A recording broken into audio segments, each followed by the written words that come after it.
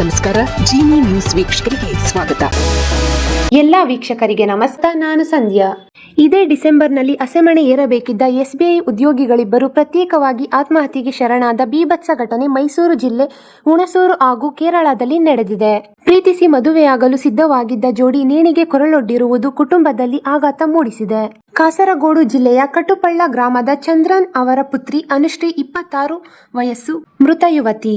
ಇತ್ತೀಚೆಗಷ್ಟೇ ಎಸ್ಬಿಐ ಉದ್ಯೋಗಕ್ಕೆ ಸೇರಿದ್ದ ಅನುಶ್ರೀ ತರಬೇತಿ ವೇಳೆ ಕೇರಳದ ಎರ್ನಾಕುಲಂ ಎಸ್ಬಿಐನಲ್ಲಿ ಕೆಲಸ ಮಾಡುತ್ತಿದ್ದ ಇರಿಟ್ಟಿ ಮೂಲದ ಅಮಲ್ ಎಂಬ ಯುವಕನ ಪರಿಚಯವಾಗಿತ್ತು ಎನ್ನಲಾಗಿದ್ದು, ಇಬ್ಬರ ನಡುವೆ ಪ್ರೀತಿ ಬೆಳೆದಿತ್ತು.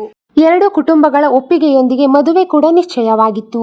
ಡಿಸೆಂಬರ್ನಲ್ಲಿ ಮದುವೆ ನಡೆಯಬೇಕಿತ್ತು. ಆದರೆ ಮದುವೆಗೆ ಕೇವಲ ತಿಂಗಳು ಬಾಕಿ ಇರುವಾಗ ಜೋಡಿಯ ಬದುಕು ದುರಂತದಲ್ಲಿ ಅಂತ್ಯವಾಗಿದೆ.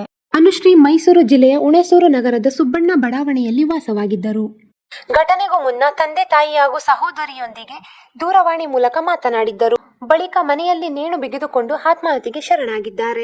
ಅನುಶ್ರೀ ಹಾಗೂ ಅಮಲ್ ನಡುವೆ ಫೋನ್ನಲ್ಲಿ ಜಗಳ ನಡೆದಿತ್ತು ಎನ್ನಲಾಗಿದೆ.